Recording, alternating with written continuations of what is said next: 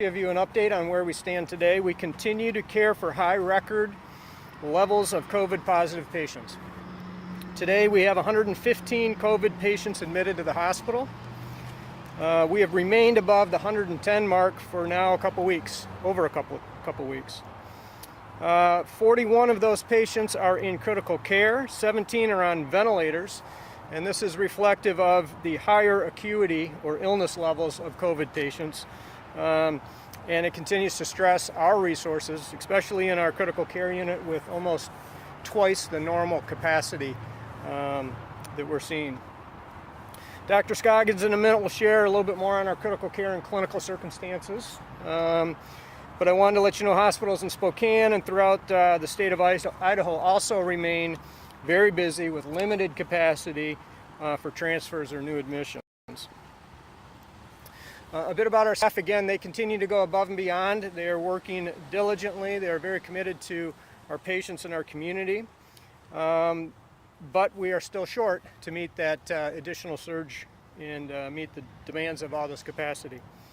The federal staffing resources that we received over the past couple weeks have been a tremendous help, and we've confirmed that we're able to extend their coverage into November. So that's, again, a good help. Also locally, some other hospitals and clinics have allocated 15 to 20 staff members to come and work an extra shift or cover a little bit of care here at Kootenai Health, and we appreciate their help. But again, we continue to have a gap to meet the need, and we are operating under crisis standards of care for our staffing levels. The COVID positivity rate, testing positivity rate, has seemed to have a recent uptick. We were as high as 29, dropped down to about 23 or 24, and we're kind of back up to about 25. And the community testing volumes are very high. So we'll continue to watch these metrics and are hopeful that we'll see the patient volumes decrease in the future, but we are not seeing that yet. So with that, I'm going to turn it over to Dr. Scoggins, and he can kind of give you a little bit of color commentary on our critical care and clinical circumstances. All right. Thank you. I'll just talk a little bit about the ICU. That's where I primarily work. I'm the medical director there. I'm also chief of staff of the hospital. I've been involved with the COVID response here at Kootenai since day one that we had incident command. And we continue to see really high numbers of patients getting admitted to the hospital with COVID. We also have a high number of patients without COVID being admitted. A lot of these patients are requiring critical care services. And as Jeremy said, we have many on ventilators. I think about 17 COVID patients on ventilators. We also have several patients who are non-COVID patients on ventilators, and it stretches our capacity quite a bit. We're doing team nursing in the ICU when we can, which is where one nurse is working with a team of nurses who are not all critical care nurses to take care of more patients. It's usually one critical care nurse for 6 patients, and then 2 other nurses who are part of that team to also provide care to those, and they split the responsibilities. We've seen an unusual, for us, number of deaths in the ICU and in the hospital from COVID. We hit our highest death numbers of the pandemic this month. We've had 34 COVID deaths in the hospital and 19 non-COVID deaths.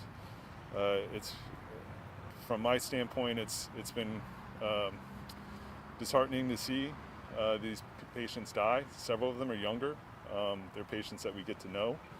They do spend many days in the ICU, and we do everything we can to get them better and get them out. But unfortunately, as we've learned with COVID, that sometimes we are unsuccessful in that. In August, we had 24 COVID deaths in the hospital as well. I think the biggest change we see now compared to before is the age of these deaths, of these people who die, is younger. It's much younger than what we saw in December and January, and also back in last July when we had our last spike in patients. I think that it just talks to how much different it is now, this Delta variant, which is about 100% of the cases reported from the state is in the state of Idaho. They have not sequenced, I think in the last month, another variant.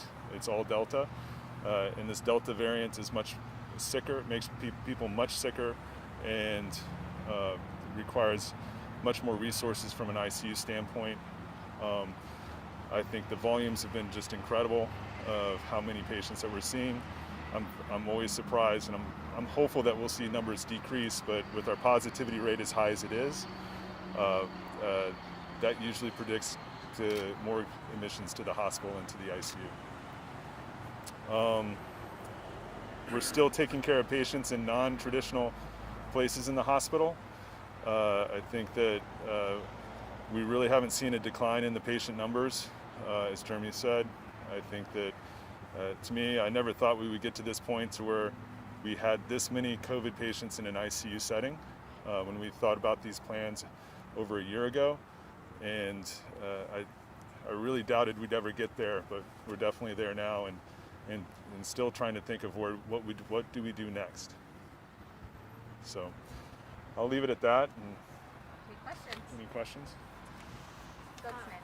You had your first pediatric COVID inpatient, maybe not your first, but can you talk a little bit about, are you seeing an increase in admissions for kids and also just percent positivity in kids testing positive? I think we're definitely seeing an increase in positivity. I don't know the exact numbers or positive cases of children.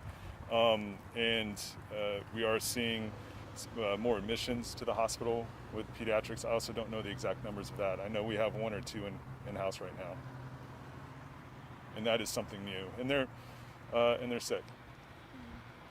How old are they? I don't know if I can't- can, I can't provide that Not information. even like an age, like under 12? They're under 18.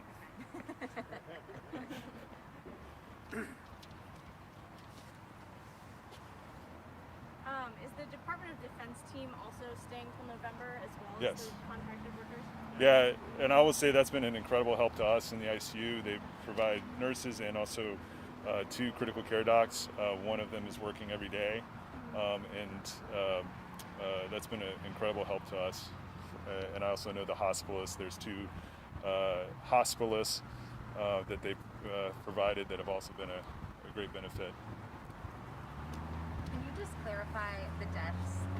You know, how the death rate is higher. It's not that if we didn't have these COVID patients, we would still experiencing this. Yeah, I think that normally, this is a hospital. We take care of a lot of sick patients, and so death is, patients die from different illnesses that we see: heart attacks, traumas, cancer, and those kind of things.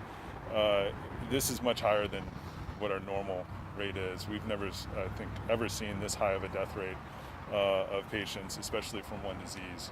I think I probably average around 20 deaths a month, and somewhere in that range, and 34 deaths from one disease process is unbelievable. It doesn't even come close to the low numbers of flu. Yeah. No, I think we it's just very disheartening, very surprising. I'm trying to choose the right word. I've signed a lot of death certificates in the last couple months, and a lot of death certificates of young people that I don't think should have been hospitalized. I think that this, in my mind, is a very preventable disease. The vaccines work very well at decreasing hospitalization and severe illness, especially in young people. And so I look at how many years of life somebody has ahead of them, and we're losing a lot of young people that have many years of life ahead of them, and probably could have been avoided if they had been vaccinated. Have any of these patients expressed regret for not getting the vaccine? Oh yeah, many do. Some don't. Some, they still hold on to these beliefs that the vaccine's not effective, or they have all sorts of other ideas. But I would say the majority of patients ask me if they can get the vaccine when they leave. We've had patients who, the first sign of symptoms, go get the vaccine. I think there is quite a bit of regret when they spend days and days in the hospital that probably could have been avoided.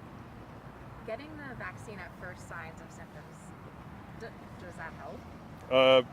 Well, I don't think we've ever done that study, but probably does not help. I mean, you've already been infected. The infection's established for a few days before you come to the hospital and get symptoms. So it's probably not effective. Are you guys planning on shutting down your monoclonal center? What was that? I couldn't hear. Are you guys planning on shutting down your monoclonal center with resources elsewhere? You want to answer that? Or the answer is yes, but Yeah, so in the community, Heritage Health, Panhandle Health District, and others have established a monoclonal antibody clinic. I think it's at the fairground. And we had set up a clinic here to kind of cover the gap until they were set up, but we wanted to redeploy our resources to care for folks in our patient units rather than the outpatient setting with the monoclonal antibody clinic. So the fairground site is up and running and is serving the need. Where are you at in terms of canceling procedures or rescheduling procedures? In Spokane, we're still really, really backed up, and I'm curious if Kootenai Health is the same. Yeah, same. We continue to defer and delay and postpone elective surgeries. We're looking at those that are necessary and urgent and emergent and trying to get those scheduled. But we kind of manage those on a case-by-case basis. There is a backlog of cases, I can't tell you how many, but that have been deferred and delayed.